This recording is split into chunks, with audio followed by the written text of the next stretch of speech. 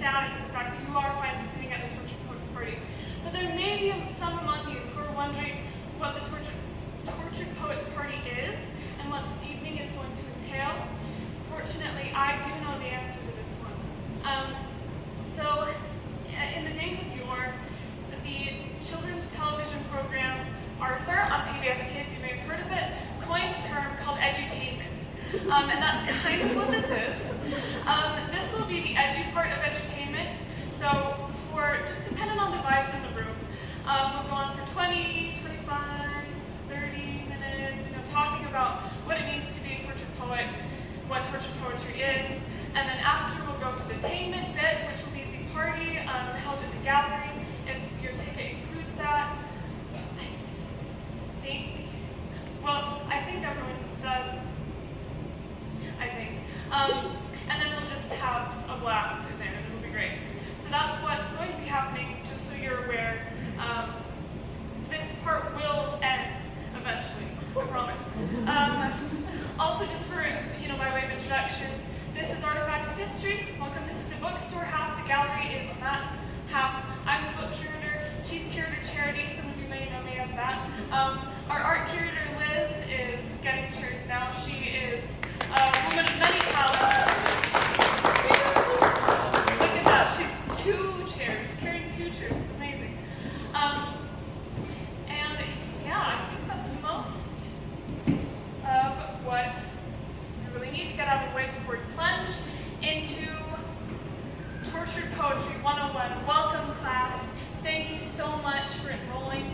It is a delight to finally see you, to finally see all your smiling, shiny faces. I was going to say they're particularly oily, but we're not going to say that. My name is Professor Charity, but you are free, of course, to call me, oh, Captain, my Captain. At any time, I will respond to either. My response time for this one might just be a tiny, tiny bit quicker. A disclaimer though, we are going to have a lot of fun, maybe more fun in there, the attainment bit. We're going to have a lot of fun here, but it is worth noting that because of the subject matter of this particular topic, we are going to touch on some heavier things, some more sensitive things, some more serious things. I'm going to try very, very hard to be as sensitive as I can about them, but just so you are aware, we will have fun most of the time.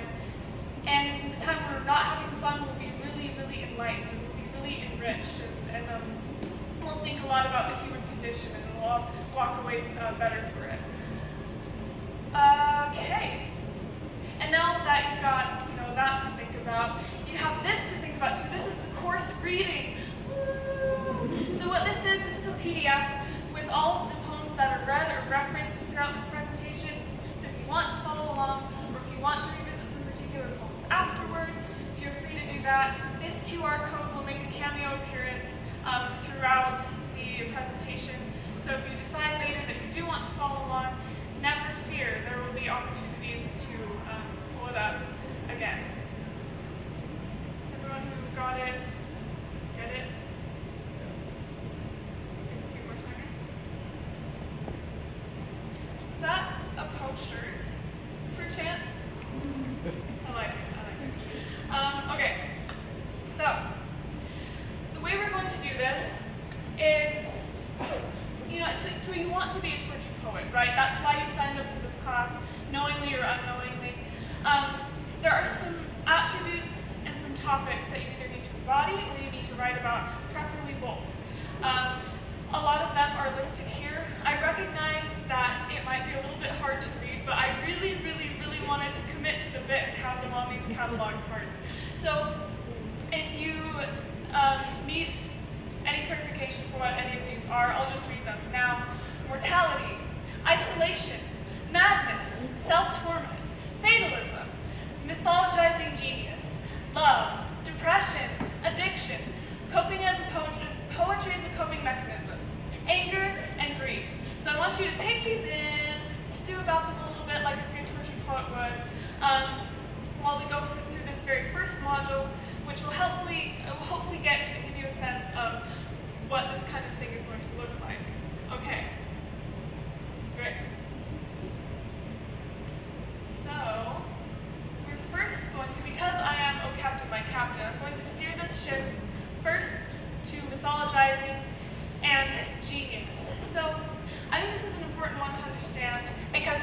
want to join the tradition of tortured poets, you need to understand what the myth or the narrative of tortured poetry is, what this entails, the kind of persona that you need to adopt.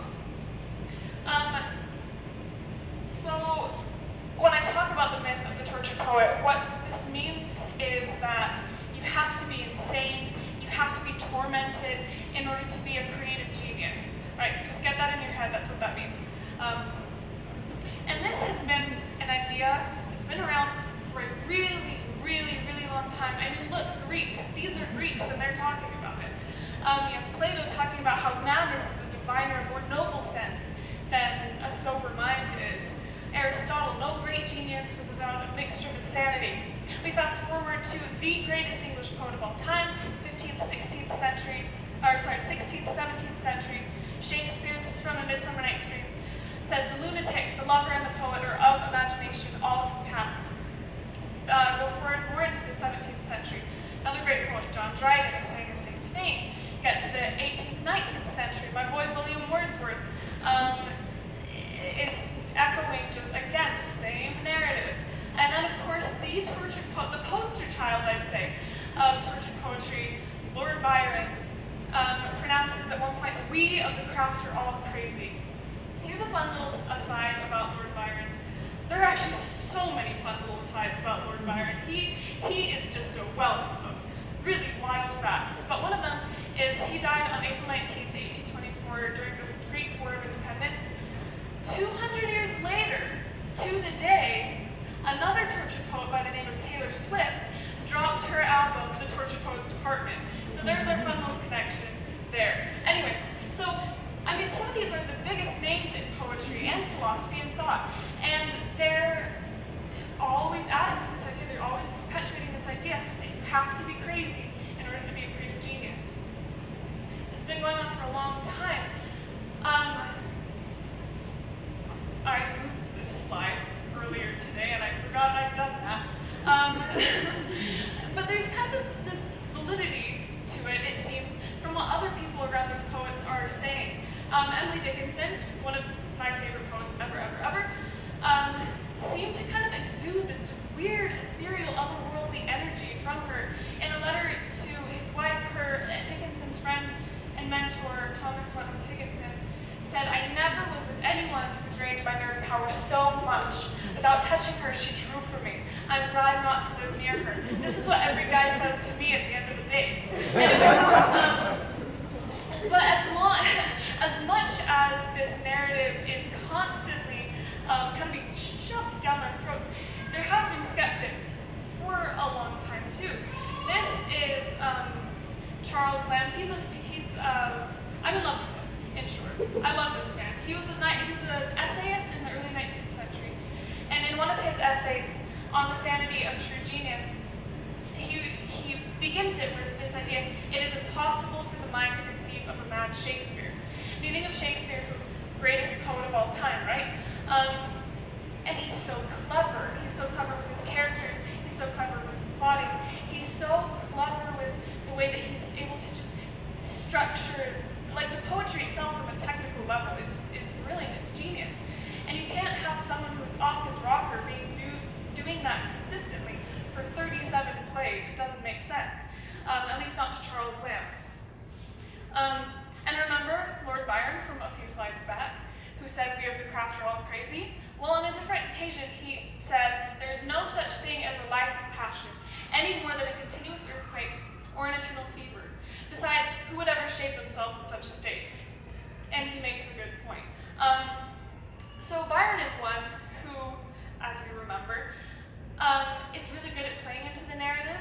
If you've ever heard of the term Byronic before, which just means kind of a dark, broody, inner demon-y kind of anti-hero guy, that comes from him. The Byronic figure came from Byron playing into that persona, but then also writing characters like that constantly. So he was really aware of this image of the tortured poet, both in being able to play it up, but also in being able to make tongue-in-cheek comments like this. I think one of the best parodies of the tortured poet, the tortured artist, came from Mark Twain, who, maybe some of you did not know, occasionally wrote poetry. poetry. This one is called Genius, and in it he kind of, lampoons, mocks this idea of the insane artist. And at the end of it, says, but above all things, to deftly throw the incoherent ravings of insanity and diverse, and then rush off and get booming drunk is the surest of all the different signs of genius. And so what he's saying here is like, okay, so if you really, really want to be great, what you need to do is get drunk and go die in the gutter, which, oddly enough, is exactly what Edgar Allan Poe does. He dies kind of in mysterious circumstances. He's drunk in a gutter, his alcohol levels are off the charts, and he's also wearing somebody else's clothes. And no one knows what happened, because, he died. I couldn't tell the story. But as much as these poets are kind of aware of what they're doing when they're playing into being the tormented artist, there were some, like Poe, who really did seem to believe it, who really did seem to buy into it, and who embodied the tortured artist earnestly, because that is what their reality was. For example, in this letter, 1849, which was the year he died in that gutter, he said, I was never really insane except upon occasions when my heart was touched. So for him, the moments of inspiration, of creative inspiration, and the moments of insanity were, if not one and the same, at least linked. Sylvia Plath, who's kind of gone down in history as being one of the most tormented artists just ever, also really kind of loved this idea. She wrote in a letter to her husband, Ted Hughes, before their marriage fell apart, I'm sure insanity is the most necessary state for a fine artist, that divine madness, and that's an Aristotle phrase, where the terror and piercing insights he has daily are not locked in retreat or raving, but made into worlds of art. So for her, she's kind of enraptured with this idea that you can take this madness and distill it into something beautiful. But while she loves this idea, and while she buys into this idea, one of the reasons that she's known as the tormented artist that she is what other people did.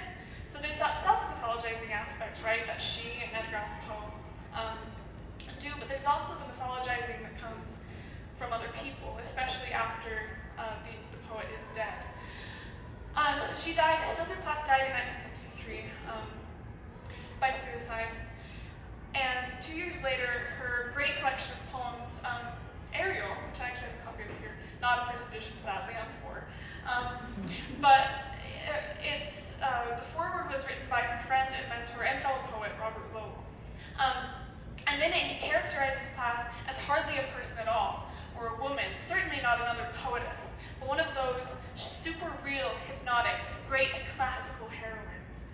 So one of the reasons that we remember her as this is because that's the kind of legacy, that's the kind of myth that people kept alive, even when she wasn't. A similar thing happened to one of my other favorite poets. You'll detect a theme that a lot of these are my favorite poets. With Stevie Smith, who after she died, there was a play written about her entitled Stevie by a man named Hugh Whitmore. And in it, he kind of creates her character as more of a caricature of what she was. I mean, the weird quirks that she had are amped up to like an 11 out of 10. And so one of the reasons why she's remembered as being kind of quirky and not like other girls is because of this play. Okay, so after each lesson, what we're going to do is we're going to delve into the poetry itself. This one is unique. I honestly could not decide between which poem I wanted to read, because both are excellent. They go along with this theme. So this is where you have to express your inner turmoil here, I guess, what you'd like to hear most about the myth of the tortured poet. Edgar Allan Poe's Alone is more of that self-mythologizing kind of thing, the like nobody understands me sort of narrative. And Sexton's is interesting. Hers is more of the kind of positive spin, looking at the tortured artist, the myth of the tortured artist, and that legacy. So, by the raise of hand, who wants to read Poe? Who wants to read Sexton? All right.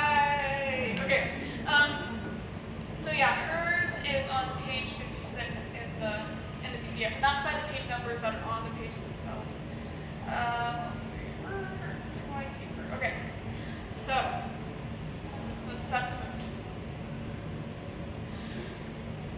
So as we go through this, I just want you to think, how is she contributing to the narrative? How is she characterizing the tortured poet and the myth of tortured poetry?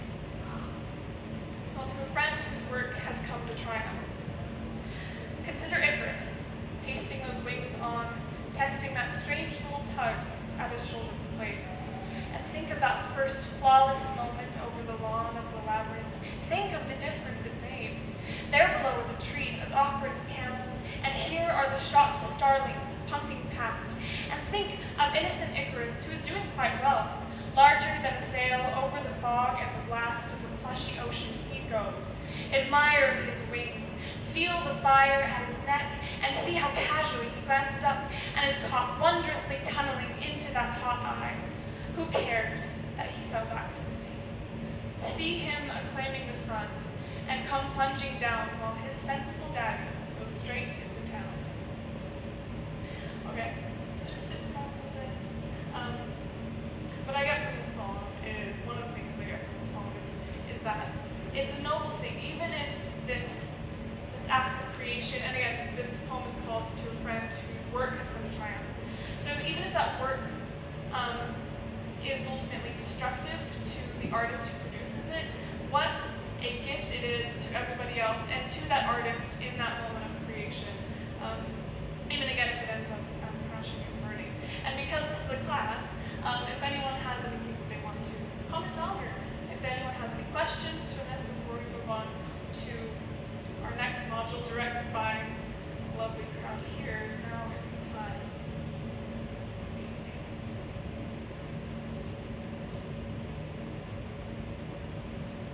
Okay, perfect. So, most of them are not going to be as lengthy as that one, just a heads up. Don't be too afraid. So, now you've got time to think, what do we want to talk about? What do we want to learn about? We've got mortality, isolation, madness, self-torment, fatalism, love, depression, addiction, coping, anger, and grief.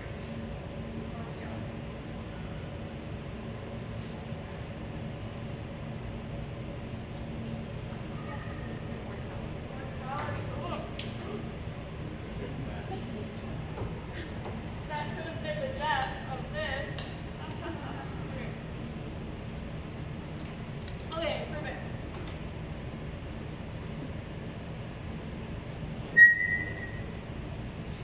Right, so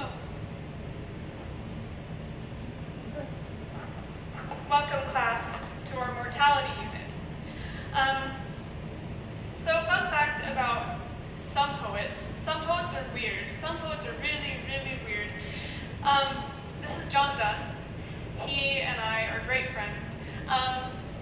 This is a portrait that was done of him, actually by the same guy who did the famous portrait of Shakespeare in the first folio, Martin Joshua. Anyway, this is a portrait done of John Donne. Fun fact, though, about this portrait, he was not dead when he was sitting for this. He was so obsessed with the idea of his own death that he was like, hey, Martin, can you come and do my portrait? I'm going to be wearing a shroud, and also I'm going to be sitting in my coffin. Is that okay with you? And it apparently was. Not all poets are, quite this intensely obsessed with death. It's not always a fetish, with them, quite.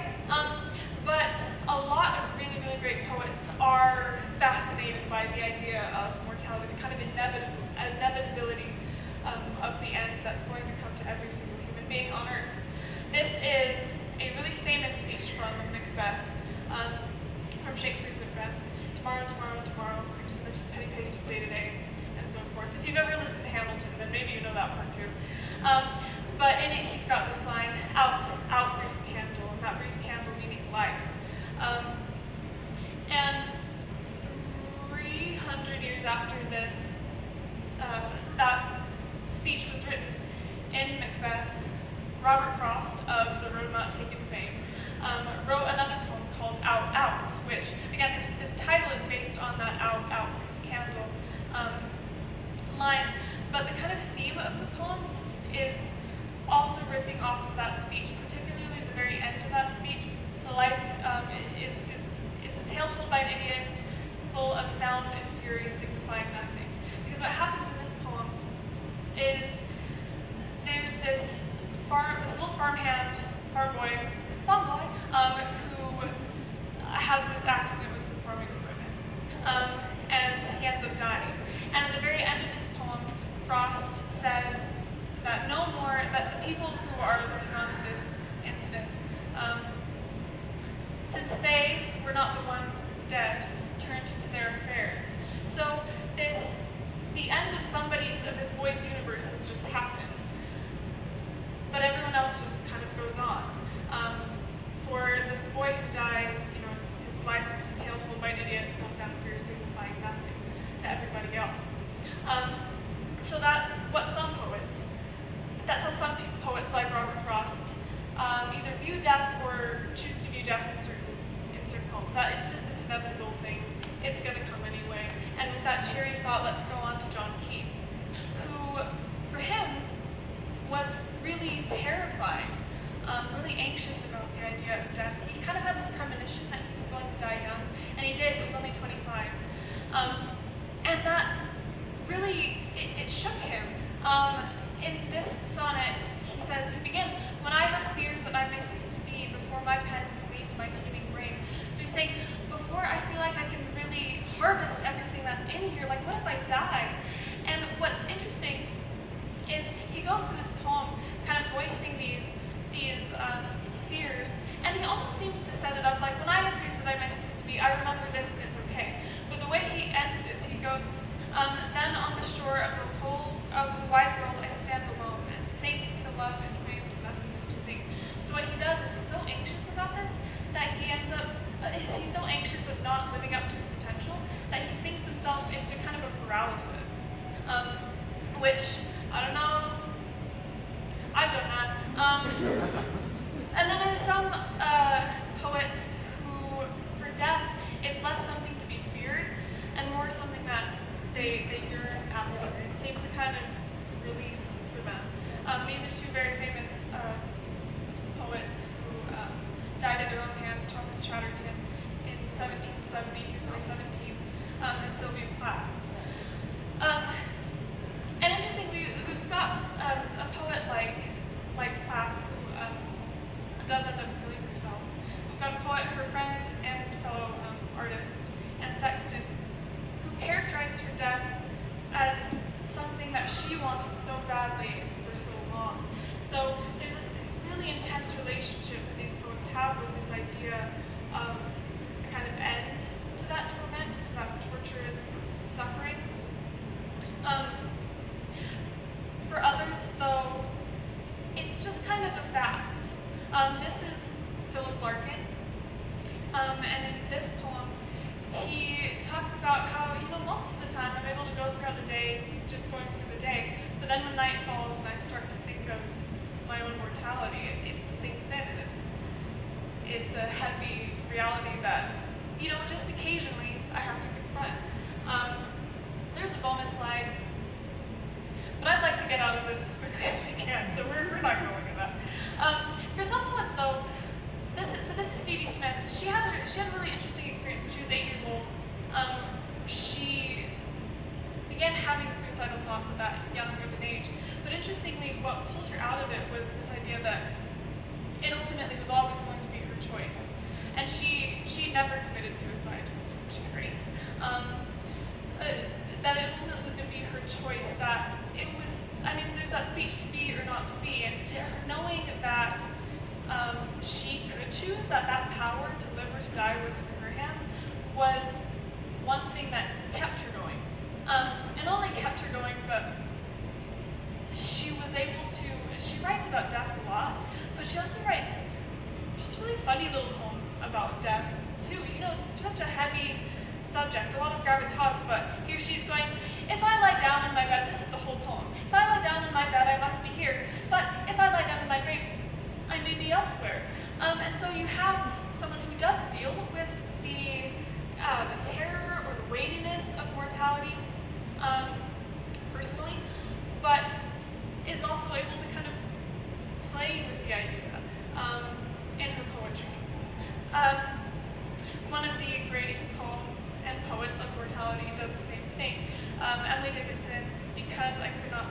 death. Here's a fun fact about Emily Dickinson. Most of her poems are in ballad stanzas, which means that you can sing them along to the theme song of Gilligan's Island. Anyway. So as we go through this one, I just want you to think, okay, what is Dickinson saying about death? What is her experience with it? Is she fearing it? Is she friends with it? Is she how does she characterize it? Okay. So kind of set the mood. Because I could not stop for death, he kindly stopped for me. The carriage held but just ourselves and immortality. We slowly drove, he knew no haste. I had put away my labor and my leisure too for his civility. We passed the school where children strove at recess in the ring. We passed the fields of gazing grain. We passed the setting sun. Or rather, he passed us. The dews drew quivering and chill for only gossamer, my gown, my tippet, only tulle. We paused before a house that seemed a swelling of the ground. The roof was scarcely visible, the cornice and the ground. Since then, 'tis centuries, and yet feels shorter than the day I first surmised the horses' heads were toward eternity. That's it sinking in. So what's interesting, I think, about this poem is, I mean, we've seen all the ways that death can come up in poetry as a character or as a subject, and in this one, it's just kind of her little friend that eventually they take a carriage ride together, and they just have a nice little time. Just interesting. But yes, we're at the end of this lesson. Any questions? Any comments? Yes? It's kind of fascinating. Like just that madness and creativity, but then like the obsession with death seems to come right along with it. The beginning of the universe is an empty universe. It's kind of long. Yeah. Kind of beautiful. Yeah, it is. There's kind of beauty to it. Yeah, so the comment was that we have this through line through a lot of this poetry, at least the poets' lives, of madness, being this common theme. But there also being, death being such a common theme. The beginning and the end of the universe is this obsession, that kind of bookends these lives and these works. So yes, I think that's very excellent. Okay, so let's see. What shall we do next? Love.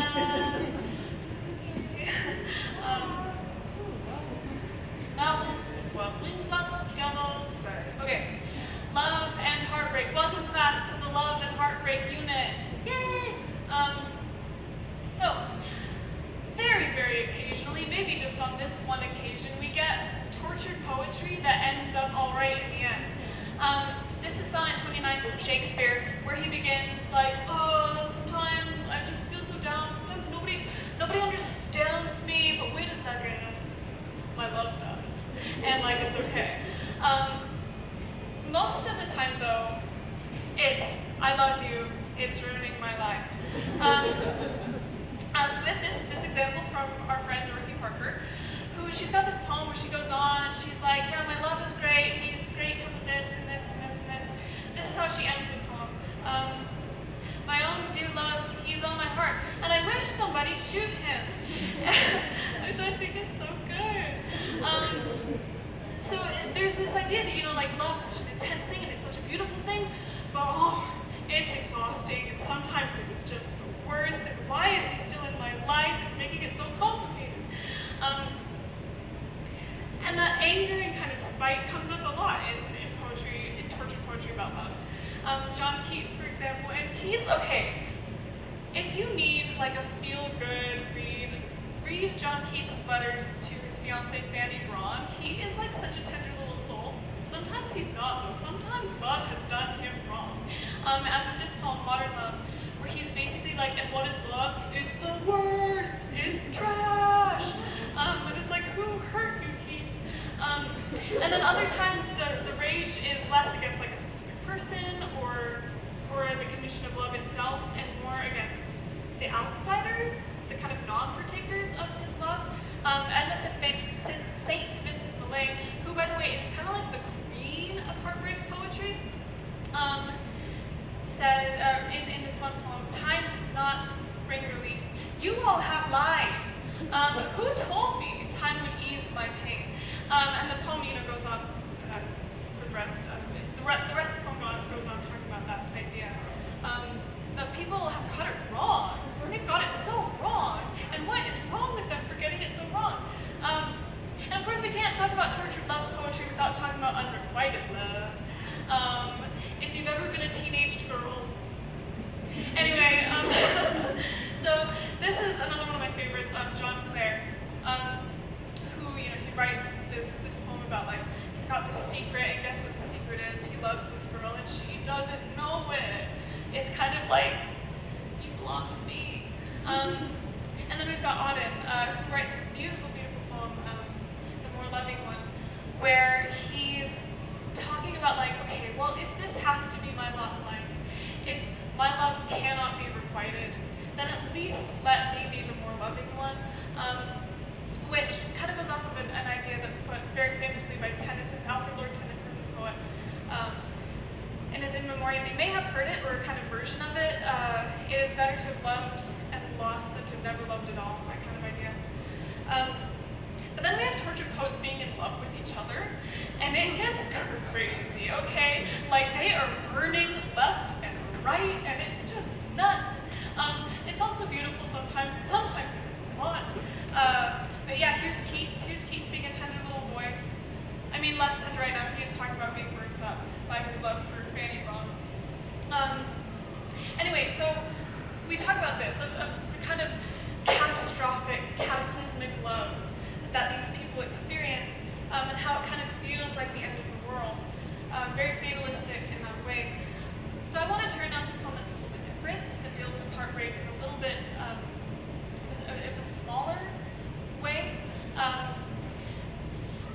which we'll talk about once we've read it. It's by Gwendolyn Brooks. It's somewhere in here. Okay. Called When You Have Forgotten a Sunday, a Love Story. And again, I just want you to think of how is she treating heartbreak differently from that kind of cataclysmic viewpoint.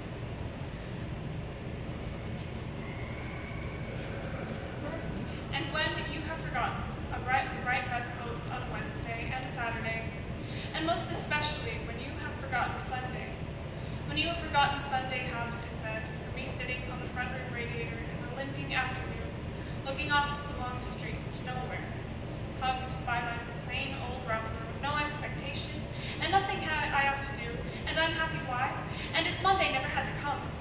When you have forgotten that, I say, and how you swore, if somebody beeped the bell, and how my heart played hopscotch if the telephone rang, and how we finally went into Sunday dinner, that is to say, went across the front room floor to the ink-spotted table in the southwest corner to Sunday dinner, which was always chicken and noodles, chicken and rice, and salad and rye bread and tea and chocolate chip cookies. I say, when you have forgotten that, when you have forgotten my little presentiment that the war would be over before they got to you, and how we finally undressed and whipped out the light and flowed in the bed, and lay loose-limbed for a moment in the weekend, bright bedclothes, then gently folded into each other. When you have, I say, forgotten all that, then you may tell, then I may believe, you have forgotten me well.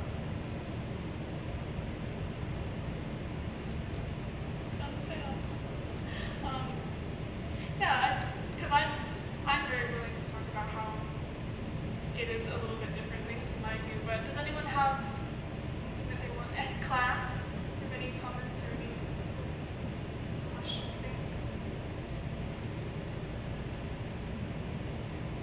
Yeah. So for this one, it's just interesting that for all the kind of cosmic proportions that love can seem to take for a lot of these poets, for Brooks, it's the little tiny, the little moments of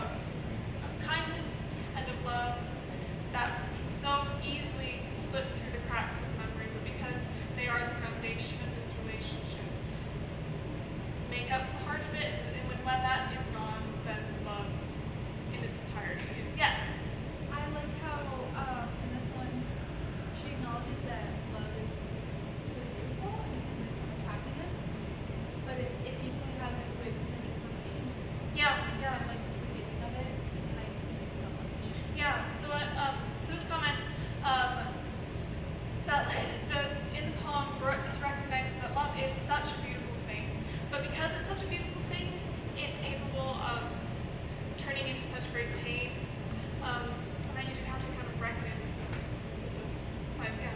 There's also kind of show, what is it, they always say like show don't tell. Yeah, With show don't her- tell. With her absence of like, when love is absent, then it becomes, right? So Yeah. she didn't even have to say like how awful it feels or whatever, but it's just like, Right, yeah, like you either have love or you have pain. Yeah. Yeah, when the love is gone, the pain is there. When the pain is gone, the love is there. Yeah, it's interesting. Yes? One thing I love about this poem as well is that it's very focused on something that is very simple, common, everyday. I think a lot of times when we think of love, we think of it in these big proportions or these super special moments. And Right, those- fireworks going off in right. fountains, yeah. And those are part of it for sure, but I love that her example of like, this is the love we had, and if you've forgotten this, you've forgotten me, is Yeah. something that they did ritually every day, something Yeah. that was a part of everyday life, and how that, I love how that's what she represents as their Yeah. love, and not like the things that Right, that most of the time this is what love looks like. Yeah. Yeah. Good. Good. All are so wow. You've come so far. Okay, I think we have time. We have time for one more, and I'm going to choose this one as well, just because I want to end. We have dipped into those heavier topics, and I want to give us maybe a more hopeful turn, and that is using poetry as a coping mechanism. Oh my gosh, who's this? It's Taylor Swift. So when she released the Tortured Poets Department, one of the things that she said about it is that she needed to make it.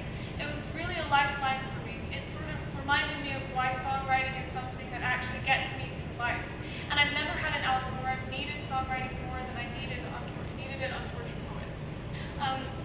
And she echoes this sentiment in the very last song of the album, Manuscript, where she talks about looking backwards might be the only way to move forward. So getting this pain out in this creative way was so enormously helpful, so enormously impactful for her. It's what got her through this situation. And I think that is so on brand for Tortured Poets, because that's what Tortured Poets have been doing forever. Sylvia Plath, in 1962, she wrote, "I shall forge my writing out of these difficult experiences." And just for a bit of context, some of the difficult experiences that she's talking about are her husband has left her for another woman. She's got these 2 kids that she has to now handle on her own. She's now a single working mother in the early 60s. It's actually the coldest winter on record for like 200 years. But it's also one of her most fruitful times poetically. It's where most of the poems in Ariel come, because she's taking this pain and she's transforming it into something that she can at least articulate, because she's transforming it into poetry. So I shall forge my writing out of these difficult experiences. To have known the bottom, whether mental or emotional, is a great trial, but also a great gift. Similarly, Stevie Smith. I felt too low for words last weekend, but worked it off for all that in a poem called Not Waving But Drowning, which is her most famous poem, and so excellent. It's in your PDFs, it's in your packets, if you want to look it up later. But you see, like Taylor Swift, they're taking poetry as a means for wrestling with these things. And so you have quotes about poets talking about them doing this, and then you have moments where the poems are the poets doing this. This is Anne Bronte, the unsung, third sister of Charlotte and Emily Bronte. In this poem, A Dreadful Darkness closes in. She talks about being tortured. She talks about these terrible feelings of guilt and pain and suffering in the poem. But by the end of the poem, she's kind of worked her way into a relief. She's like, I feel this way and it's awful, but I have my faith, I have my religion, and that's what makes all the difference to me. But then you also have poets who, instead of turning to writing poetry to deal with these things, instead just read poetry. Henry Wadsworth Longfellow, whose life was the pits, if you didn't know, has this beautiful poem called The Day Is Done, where he says, "Come, read to me some poem. shall soothe this restless feeling and banish the thoughts of day. Sometimes they could make a joke out of it. And who better to make a joke out of it than John Donne? In this one, in The Triple Fool, it's a heartbreak poem, and he says, I am two fools I know, for loving and for saying so in whining verse. So he's totally like tongue-in-cheek, ironically, like playing into like, oh, my love is wrong to me, I guess I'll write a poem about it and feel better. And he's like, this poem isn't making it any better, and it's just so good. I love him so much. Here he is now. Anyway, so there's the idea that poetry, that writing poetry can help you wrestle with these things, help you cope with these things. Reading poetry can help you cope with these things. Sometimes, though, the subject of the poem itself is just about coping, and coping strategies, coping mechanisms, as is the case with W.B. Yeats's. I really wish his name were pronounced Yeats, but it's not. The Lake Isle of Innisfree, which is on page 67 in your little packets. And I should probably open it up too. So as we go through this one, I just want you to think, okay, what kind of comfort is he drawing from this poem, and what kind of comfort could I potentially draw from this poem? Okay. So the Lake Isle of Innisfree. I will arise and go now, and go to Innisfree, and a small cabin built there, of clay and wattles made. 9 bean rows will I have there, a hive for the honey bee, and live alone in the bee-loud glade. And I shall have some peace there, for peace comes dropping slow, dropping from the veils of the morning to where the cricket sings. There midnight's all a glimmer, and noon a purple glow, and evening full of linnet's wings. I will arise and go now, for always, night and day, I hear the lake water lapping with low sounds by the shore. While I stand on the roadway, or on the pavement's gray, I hear it in the deep heart's core. Actually, just like that. So let's just think about that a little bit. So in this poem, he's kind of constructing, if I could go to Innisfree, I feel this, it would be perfect. It would be, the perfect little secret garden. But he can't. And in the last stanza, he talks about, I can hear it even though I'm here on the roadway or on the pavement's gray. And I can hear it because it's in the deep heart's core. It's something that I can carry with me in the very depths of my soul, this beautiful thing. And to me, that's what poetry is as well. It's something to always carry with me, hopefully with you too, as something to go back to, even when you are on the roadway or the pavement's gray. So yes, that was the final lesson. Does anyone have anything that they want to say before we close this chapter of our time here together? Kind of. We're all going in there after. My pleasure. Okay, so without further ado, and I want you to just appreciate what's about to happen. So this is a card catalog, right? I found in the basement somewhere. We are now going to exit the library. Wow, cool effect, Charity, thank you.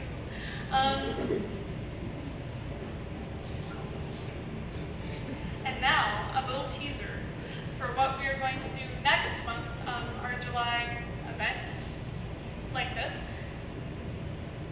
We're going to be talking about the evolution of the Regency romance. And let me tell you something. So I've already started research on this, and I don't know if you recall the Barbenheimer phenomenon from last year, but going from doing research on the most anguished souls of history to kitschy romance novels is another Barbenheimer in and of itself. It's been wild. But anyway, that will be July 27th. We do actually have some flyers somewhere in the store if you're interested in that. Everyone here will get a promo code for that, so you get a discount for those tickets. Fun fact, this was filmed, I actually already have this video on hand. This was filmed at Jane Austen's house in Scotland, England. Anyway, okay, and before we do move on to the party part, if you wouldn't mind, this is a feedback survey. Just let us know how we did, how we could have made this better, and if you want to submit another response after you've done the party, that would be grand. And if you'd like to follow us on social media to kind of keep tabs on what we're doing, that would also be grand. And yeah, so I will leave you to that. And again, we have been doing a lot of really, really heavy topics, so I thought the perfect transition. You have no idea who I got to come to help us usher into the party part of this evening. And I love this moment of suspense because literally none of you can guess who I'm about to bring on to this slideshow. It is Jazzercise Pair.